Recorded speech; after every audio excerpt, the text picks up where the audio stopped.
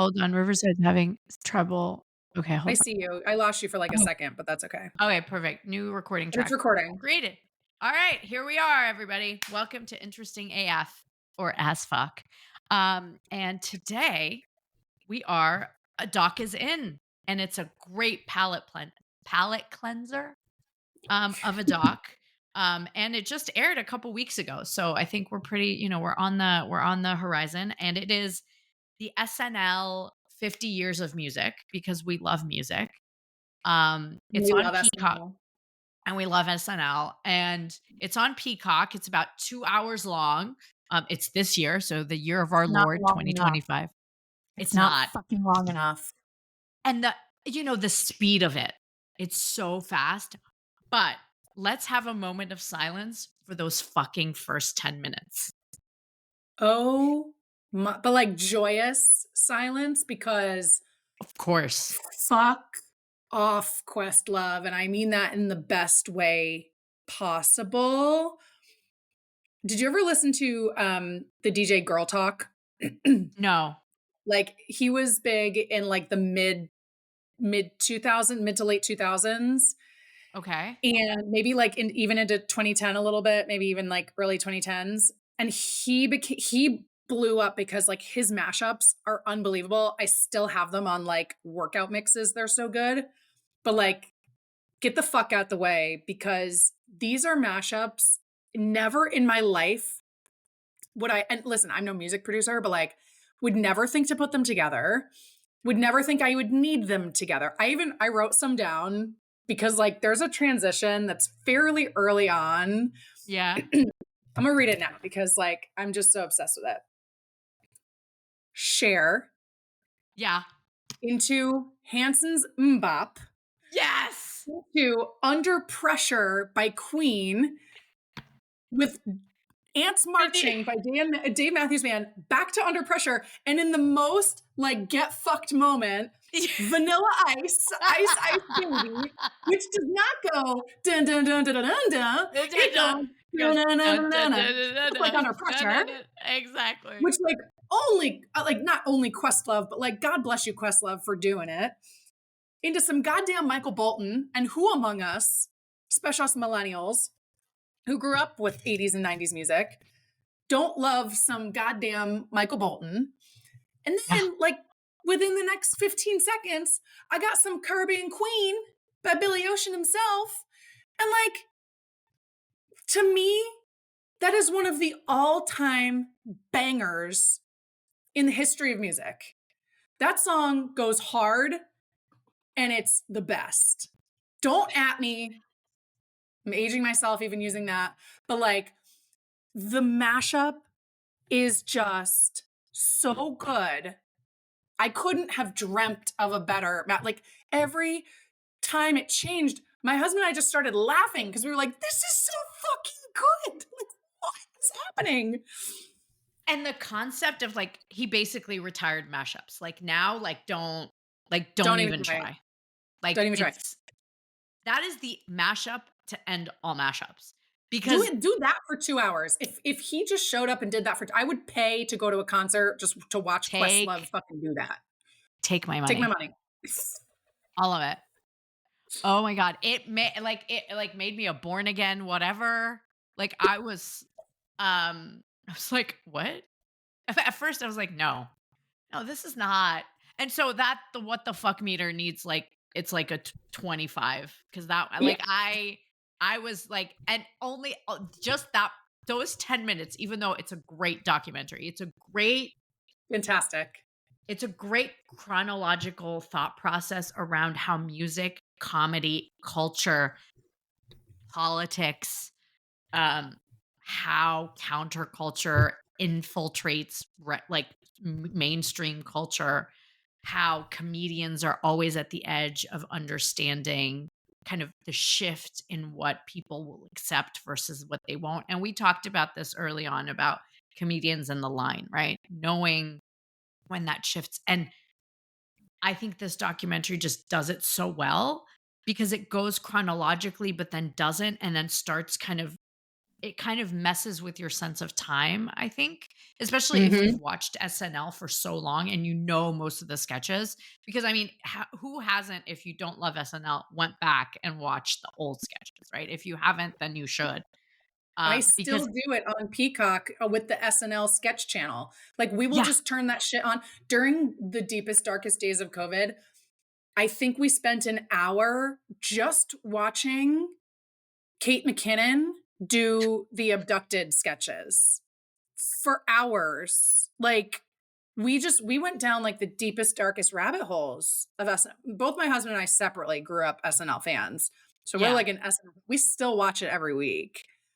And I completely agree with you, and I was gonna say we can get to this later, but fuck it, we're gonna get to it now.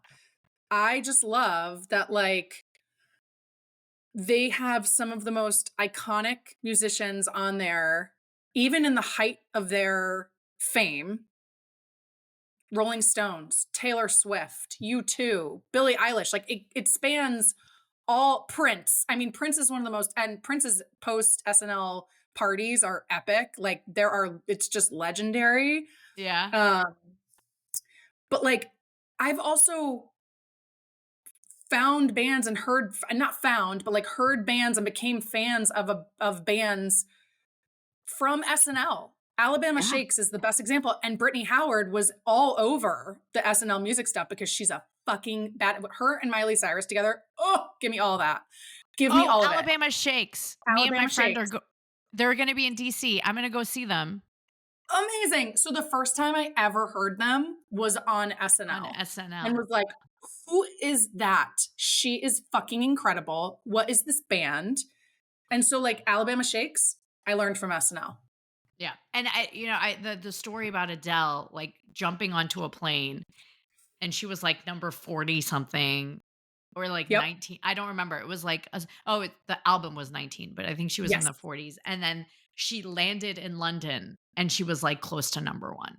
And that's, I think, the kind of I mean, influence that SNL has, right? Yeah. It has the audience, it has the reach, it has the platform.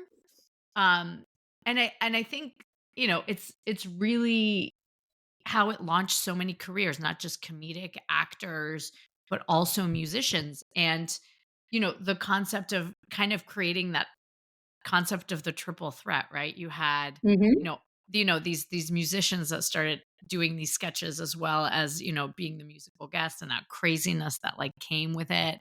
I forget like the weird people. It's like the Forbes and the Rage Against the Machines Oh, like moment. I was like, love that. that was amazing. And the fact that they didn't come for the second song, I never like I didn't remember this episode. I I don't had remember like that either. I think the episode was probably, like, very, like, meh. No, no shade to Forbes, but, it's more of, like, I didn't even remember that, but, like, knowing that backstory and the backstory around Sinead O'Connor and the political, like, statements that, these people were making and taking, utilizing their fame and their platform to say something that mattered to them, I think, was it was gutsy, and as was for SNL, right? I think there was a lot of times where SNL was in the hot seat for a lot of things, and I think it's not gonna Yeah. be the end, of it. Also, the fact that they talk about Kanye towards the end, I thought that was pointed, especially that it was just a couple weeks ago, right? Yep. I think that example was like more of the descent of how something so big can go so corrupted and how the concept that SNL hasn't been corrupted by that. I think It's live TV. it's live TV and the insanity of that.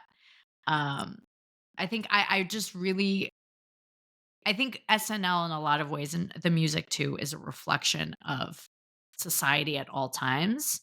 Yep. Um, and I think they just encapsulate it so well, especially the US, obviously just the US, but it encapsulates it so well. And this documentary kind of showed that very And well. I think because you mentioned Sinead O'Connor, I want to dive in deep there for a little bit. So, um, any big SNL fan would know, or if you go do the Studio AH tour, which I've done, they often ask the question, what are the two SNL episodes that will never be re-aired?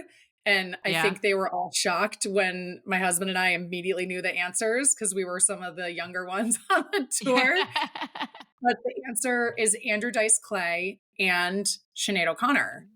And in I think I'm so glad they went there because this felt like even um, after her death, although she's no longer here, I think the posthumous apology was badly needed. It was overdue. And I think this was their way of apologizing for it because Yep.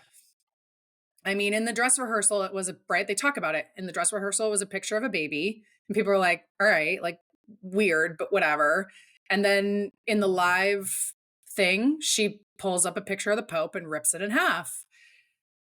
And while that was shocking, because I think of the time, like this was the '90s, Yeah. um, no one should have been all that surprised because it's literally all her music is about, and she's a survivor. Everyone knows, like, she's a survivor of sexual abuse and assault. And I think they did as good of a job as they could have as kind of like an apology and they showed it, right? They show it in the documentary of her actually, of the live performance of her ripping the picture of the Pope. I think it was good for them to tackle it. If you then go on, and maybe we'll do this later on at another time, but the documentary about the show itself, not just the music, but about the show. What I loved is they, not just in the music one, but in the one about the show, they address like the times that they were doing things that were not okay. They talk about putting characters in blackface, and like they lean into the times where they, as the comedians, crossed the line. Whether we as the public were aware of that line or not at the time, right? Like we can say, oh, it was just a time, but like, no, fuck that. But they lean into that in both sides of the documentary. And I think that was good of them because SNL is the groundbreaking show, right? In terms of the only show that can be faster than SNL. I mean, now you have late night shows and all this stuff, but the show that could do like a full blown episode or full blown sketches of something that happened that week, SNL was always the first until South Park came along because South Park, they can cut an episode in like 2 or 3 days. So if something like they could do an entire episode on Kanye West if he said something crazy on Tuesday and air it by Friday. And so it wasn't until South Park came along, SNL was always the first to do it, right? Yeah. And I love that they went there. They kind of, gave her the apology. I don't know if they outright said they were sorry, but I just I think, yeah. I don't think they said they were sorry, but they But it said, felt like an apology. it felt like an apology. Lauren said, I really respected what she did, but then on the other end, you know, I think there was like things that needed to happen, and I don't know. I don't remember, but he did say I Yeah. respected what she did. So I feel like that's as Lauren an apology as possible. Yeah. Yeah. And it is Also network I television. It's yeah, network yeah, yeah. television. This is There's cable. Like lawyers. Yeah, yeah, yeah. at least Channel 4, Channel 11 where I grew up. Yeah, yeah, Channel 4 for us, NBC4. Yep. Yeah, I mean, that it's interesting because now we're sitting with the concept of like, yeah, of course, that makes so much sense now, right? Right. Of course that's, and we still are reckoning with those things today. Um, I think, but, obviously, but the concept that it was there, like that's how she knew she could reach the most people with her protest, because that's what it was. It was a protest, just like Rage Against the Absolutely. Machine trying to put the flag upside down was, a protest. Just like, so many. Why is Andrew Dice's Clay episode? Is it why I've never seen that one? I think. So, have you ever seen Andrew Dice Clay stand up? I have, but, like, not I don't think I, like, liked it. He is like, yeah, he's like the dirtiest person on the planet when it comes to his stand up. And I can't Okay. remember if it was like if he just went ham in his monologue and they were like, "Oh no." But it's Andrew Dice Clay. He was himself and it was deemed Ah. like too much for television. That must have been, like, in the '80s or '90s? Oh, for sure, because I mean, he was big in the late '80s, early Right, yeah, '90s. yeah, yeah, yeah. Yeah, But late I've not I '80s. don't yeah, I don't think I've ever seen his episode, but, yeah, I and it haven't was either, but I just just always knew that it wasn't allowed. yeah, I just the as you're, like, watching it, and it's really captivating because the way I think the whole doc is structured, it's kind of like an SNL skit, right? It goes fast, it goes quick, it goes through kind of it lets the watcher kind of interpret things as well, but it kind of, explains, how the show was made, how it was, how they picked musical guests. And I think, it's sort of a love letter to SNL knowing what the next big thing is, right? There are, of course, you Absolutely. know, artists that are big, before they go on there, but, you have The Fear, you have, Adele, you have all these types of bands that really kind of made it. Nirvana, like Nirvana, Yes. how that big of a deal was. And I loved, Grohl's story about him like breaking his breaking his like snare um before, and he had like 2 seconds to grab it to grab his like backup. But and the interviews with the musical guests. And then let's have a moment for Lonely Island Oh, because oh, Lazy Sunday, I I know every word to Lazy Sunday, every but word to Lazy Sunday. I know also know every word to I'm on a boat, dick in a box, and jizz in my pants. My Yeah, that's all-time favorite though, speaking of Michael Michael Bolton, Bolton. is The Legend of Jack Sparrow. Sparrow. Like that song is so goddamn catchy and so good, but like god damn it, they are so fucking funny. And so they also had the concert, right? There's the documentary that we're talking about. There's the documentary, there's like 4 episodes about the show, and then there was the actual concert.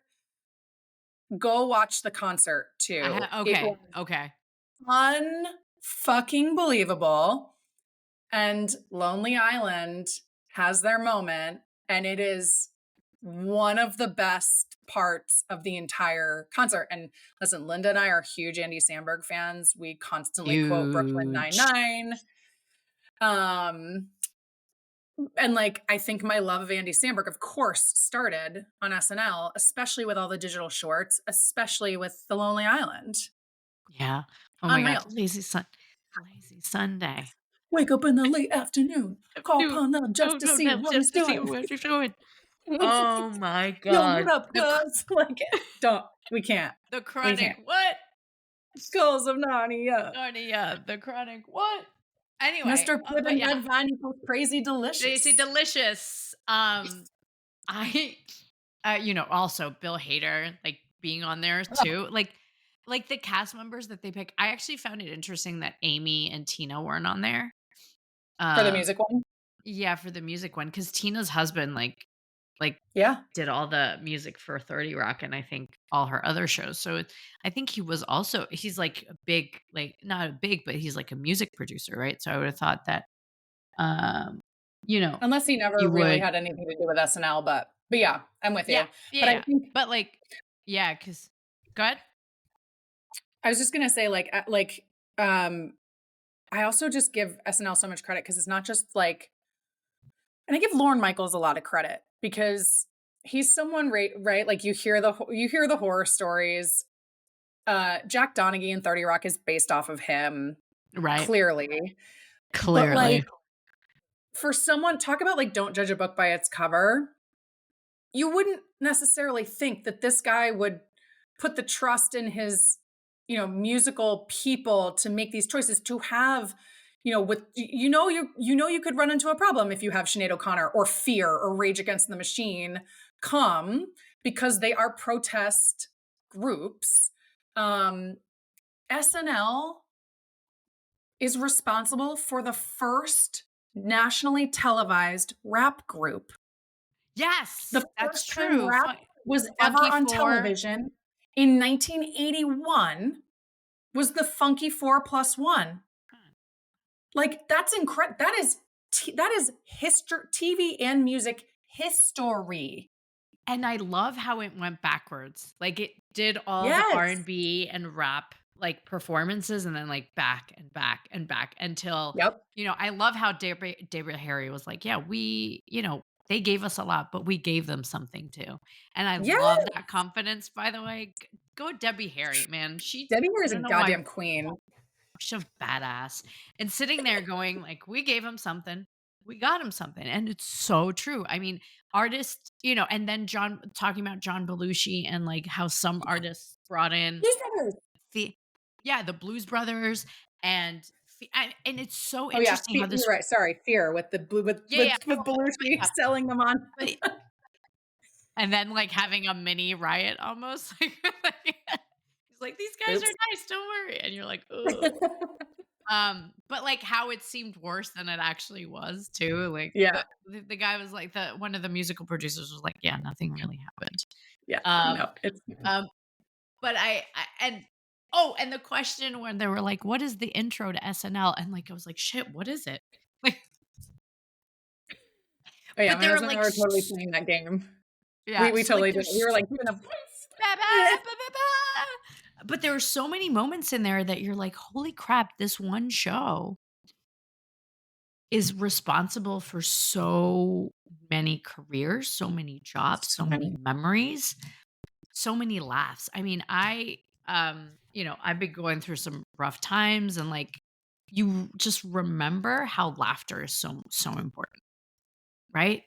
Laughing with people and laughing like finding something funny with somebody else is always so great. It makes you feel good. It just, releases endorphins. Yeah. And you just feel so much better. I was gonna make the Legally Blonde I joke. know. I Legally know. We're biting but our I tongues. We're biting our we've but already we done it. couldn't We've do it. already done it. Yeah, we've already done it. We can't do it twice in a row. It can't that's not how it Oh, works. okay, sorry, I could. I didn't Good, hear anything. good. I didn't hear, I those aren't last season's Prada shoes, honey. And I I just love how we use comedy to connect. Well, and I think the perfect example of that, which is in the music one, is oof, I have goosebumps and I'm gonna try not to cry.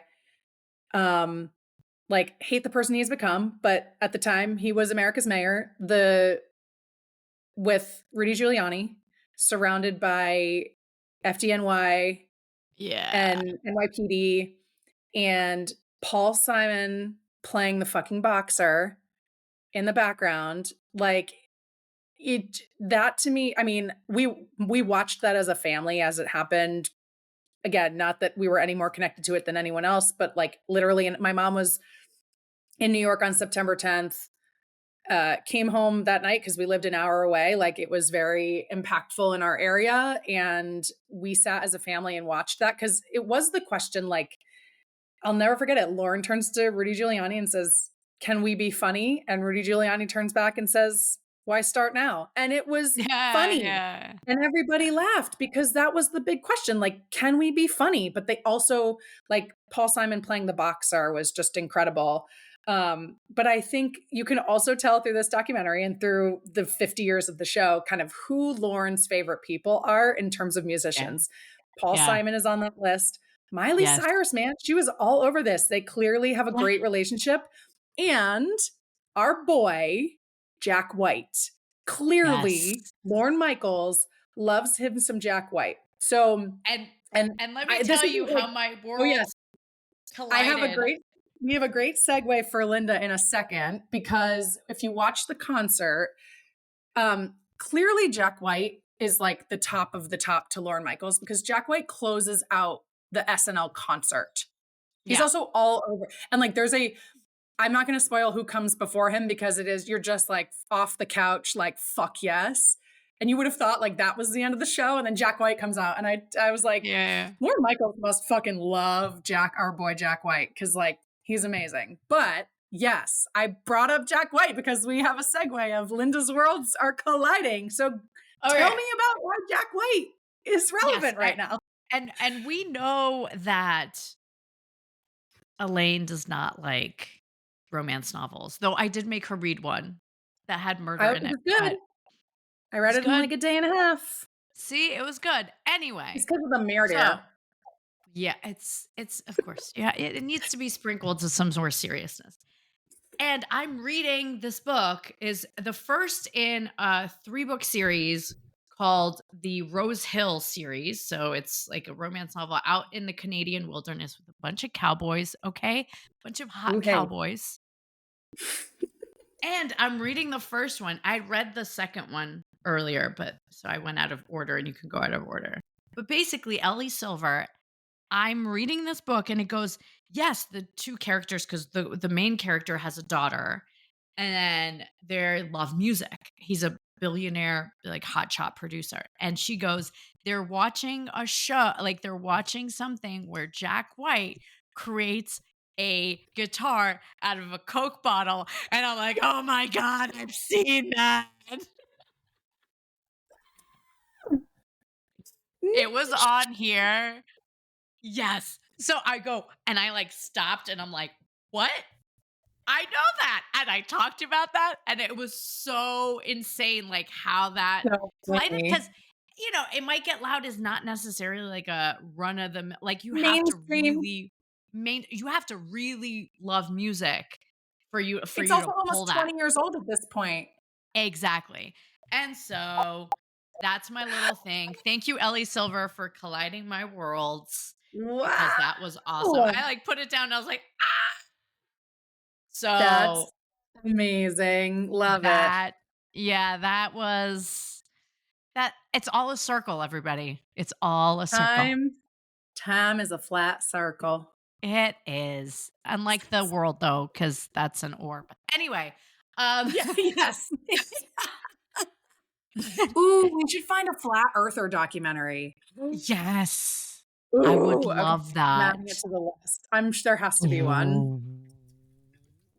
Like how Right. okay, this is a tangent, but like how do you get there? But anyway, so Jack White is awesome. He obviously like I think, despite the fact that like Kanye is insane, that he like they, dedicate a good chunk of time more than like, like the other artists, but like they dedicate that.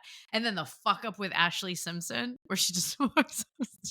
I had to leave the room because I watched that when it happened, and I just remember being like, but what was interesting is hearing the studio, like actually hearing from the people who work on SNL, Yes. the crew is the word I'm looking for. Jesus Christ. To hear the crew was interesting but like, oh my God, I was like, anxiety. Yeah. I'm trying to think of like what my all-time favorite SNL performances. But there's just so many good ones, and I love that for so long they kept it where like they just played on that stage, and for a long time there was one that looked like Grand Central, which is very nostalgic for me. But in recent years, and they talked about this too, right, with some of the Kanye stuff, but also they've let them design their own stages now. Like when Billie Eilish was on for the Eilish. first time and she was in a fucking rotating box, I was like, this is fun as shit. Like Sam Smith, when he's in when they're in that like big stunning dress and they pull up the skirt and Kim Petras comes out from underneath because they sing that super hot song. Unholy. And I was just like, what? This is amazing. But like that's some of the more produced stuff, right? But then you get into Yeah. just some of the classics that are just like, I again, we watch it all the time, but like anytime some of my favorite bands on, the Avett Brothers have been on there. I think I love the span that they have between no name, biggest names, and like everything in between, and kind of just like see what sticks. Yeah. I don't know. And I love it. I I will say my favorite SNL performance is those fucking first 10 minutes of this documentary. Fair, fair. I mean, Still, ridiculous. Ridiculous. And everyone has been on the show.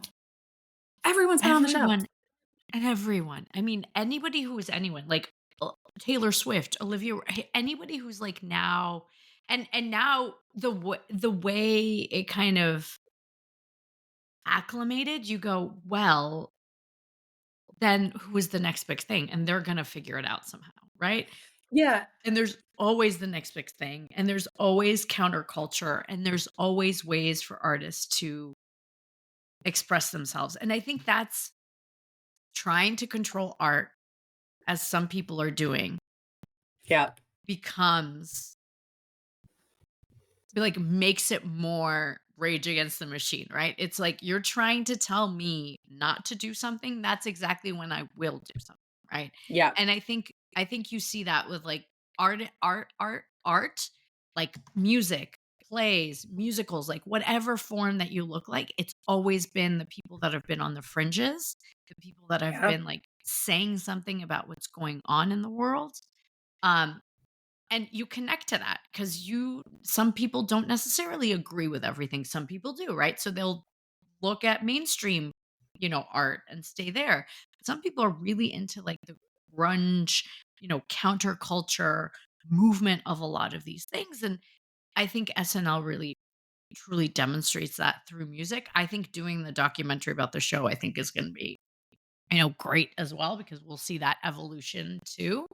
um, Yeah. but I think dedicating time to like specific like moments in time in this documentary was what made it wonderful. Like the concept of hip hop, like bringing R&B, hip hop rap in there and it being like how it became mainstream. Then, the Sinead O'Connor political statements around with your music, saying different things that might not be like accepted. And then Kanye kind of changing the game in a way, but you you don't like what he's become, but also he has like you can't deny that there's a legacy there, and kind of Hmm.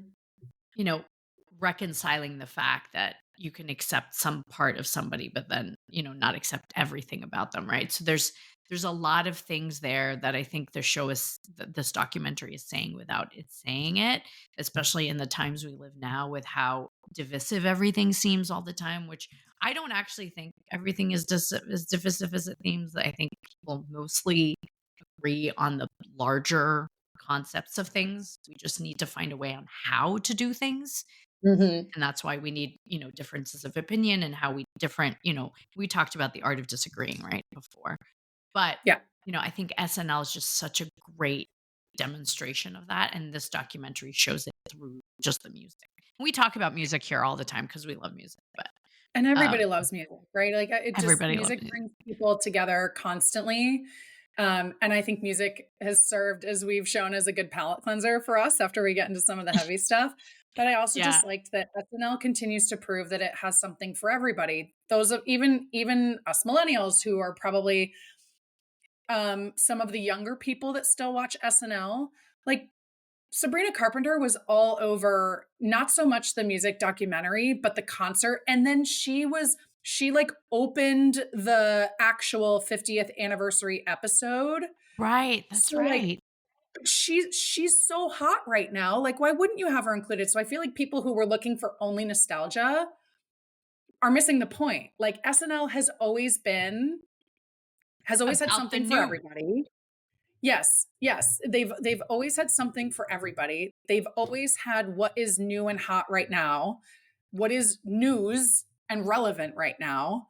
Um, they've always pushed the envelope and they don't really give a shit what you have to say for. Also, everyone is a target for jokes. Like no one is safe from SNL, Good. and that's good. That's good. So I think they did a fantastic job with like the whole collection of it. Like Yeah. this documentary, the concert was spectacular. I mean, Robin and David Byrne.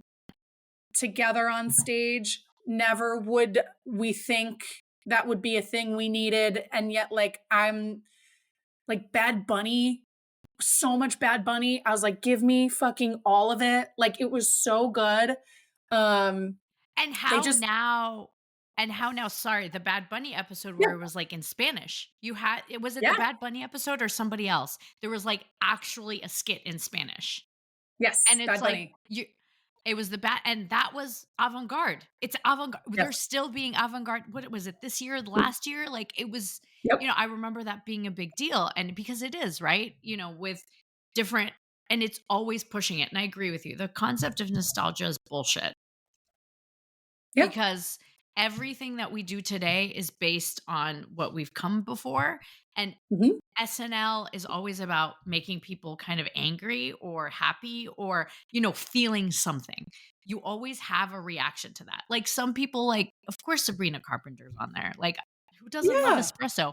Also, I read this tweet the other day. They're like, you know what? Even if you don't like Sabrina Carpenter, at least she got us all to say espresso rather than espresso. So, Thank give God. Thank you, give Sabrina. credit.